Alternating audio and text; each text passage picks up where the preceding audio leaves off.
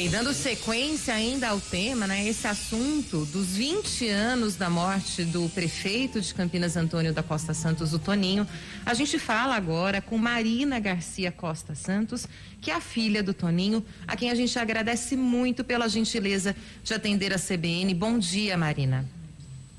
Bom dia, Lilian. Agradeço também muito o convite de participar aqui hoje que é um dia tão difícil para mim, para minha família. Então, agradeço muito vocês, a imprensa, por estar noticiando isso, por lembrar desse momento tão importante. A gente acabou de ouvir aqui a fala, né, da vice-prefeita na ocasião, a Isalene, e ela fala do sentimento de impunidade. Esse é o sentimento que, infelizmente, ainda permanece para vocês? Olha, viver com o sentimento de impunidade, de injustiça, eu tenho, infelizmente, ter que viver com isso até hoje. São 20 anos da morte do meu pai, um crime que em nenhum momento teve empenho em ser investigado de uma forma correta, de uma forma decente, talvez até possa usar essa palavra. Então, essa impunidade que a gente vive hoje, né, no crime, nesse caso, é muito difícil pessoalmente para mim, porque eu perdi meu pai, né, então eu tenho uma questão pessoal, mas também para a história desse país. É muito difícil a gente viver num país que não consegue trazer a resposta de um assassinato de um prefeito que foi eleito numa cidade como Campinas, né, uma cidade com mais de 1 milhão de habitantes, eleito democraticamente, e que até hoje, né, hoje o crime está prescrevendo porque não se encontrou quem matou e quem mandou matar o meu pai. Marina, um bom dia para você, André Berenguel aqui. Como você colocou, né, a cidade perdeu um prefeito, mas você perdeu um pai, né? É uma grande diferença entre esse espaço. Né? Com relação ao crime, a gente já trouxe também essa questão, né, que prescreveu agora fazendo esses 20 anos. A gente trouxe uma reportagem já na abertura, e a sua mãe, logo depois do ocorrido e ao longo de todo esse tempo, foi uma mulher que sempre ficou engajada nesse sentido de buscar uma resposta, né, para tudo isso das autoridades por meio jurídico, né?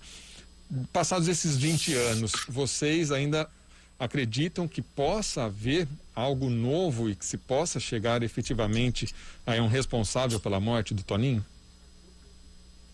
Então, André, hoje, com a prescrição do crime, o que acontece é que, mesmo que se encontre o culpado desse crime, ele não vai ser responsabilizado por isso. Isso que significa um crime prescrever.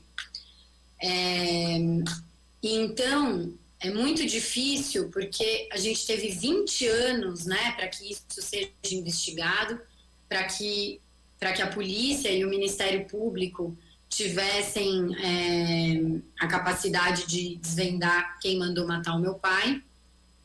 É muito triste chegar nessa data, é muito revoltante chegar nesse momento. E, infelizmente, quem cometeu isso, né, não vai pagar por esse crime. Agora, se algum dia for descoberto isso, vai ser de uma outra forma. Se alguém der com a língua nos dentes, se alguém ser por uma outra forma, não vai mais ser pela forma que deveria ter sido, que é pelo meio de investigação. Então, é muito revoltante chegar nesse momento. Marina, durante todas essas 2 décadas, as hipóteses que foram levantadas foram hipóteses de que ele pode ter sido morto por acaso, por ter atrapalhado ali a fuga, e também a hipótese do Andinho, que o próprio Andinho, inclusive, né, já disse não ter envolvimento com esse crime. Em nenhum momento houve, por exemplo, a investigação de motivação política, embora essa seja uma das teses que foram levantadas pela família, né? Sim, eu acho que quem conhece a história do meu pai, né, ele já tinha uma história na cidade, acho que isso era a história da vida dele, inclusive, ele tinha uma história de luta, de embate, ele tinha um projeto político, ele era um urbanista. Então, meu pai dedicou a vida dele por construir uma cidade na qual ele acreditava. E isso implicou ele ter que entrar de frente com muitas coisas, com muitos poderes que existem na cidade, né? Então, eu digo que mesmo antes dele ser prefeito, ele já tinha uma luta contra a especulação imobiliária, de defesa do patrimônio histórico na cidade. Como prefeito, em pouco tempo que ele teve, né, de governo, que deixaram ele governar, ele teve um embate grande contra a redução de contratos de lixo. Ele teve um embate grande com a ampliação de Viracopos, que estava envolvendo algumas coisas ali na cabeceira da pista, que ele teve que entrar de frente com isso, de narcotráfico.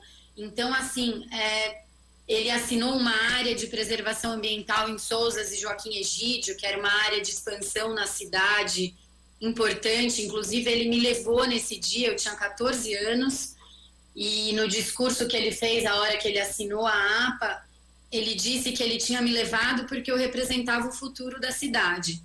Então, ele estava construindo uma cidade na qual ele acreditava que ele poderia fazer. Então, nessa área de preservação ambiental, então ele estava preservando a cidade, ele estava pensando num projeto político muito diferente do que a cidade se tornou hoje, inclusive, né?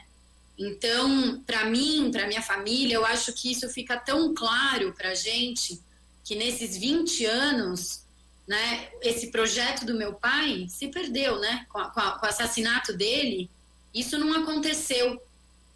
Então, para mim fica muito claro que ele foi tirado, ele foi executado para que esse projeto que ele acreditava não cabia na cidade. Eu acho que não tinha espaço para isso acontecer, né?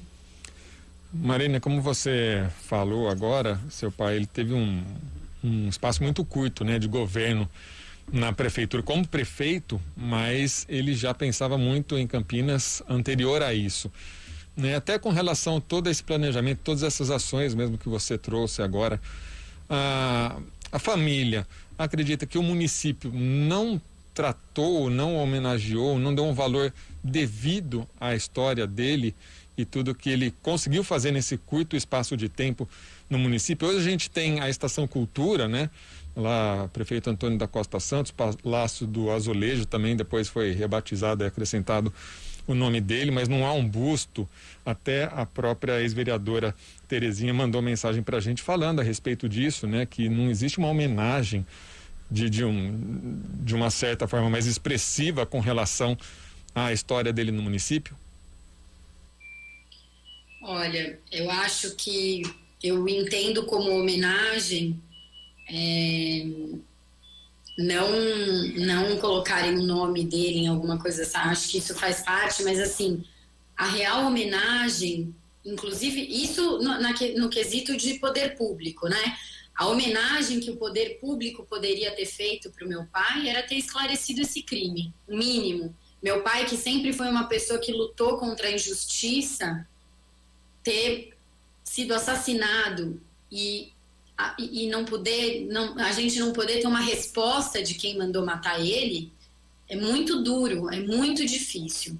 Então, assim, a grande homenagem que eu tenho e que me conforta é a homenagem que a população da cidade presta. Eu acho que a população não esquece da história do meu pai.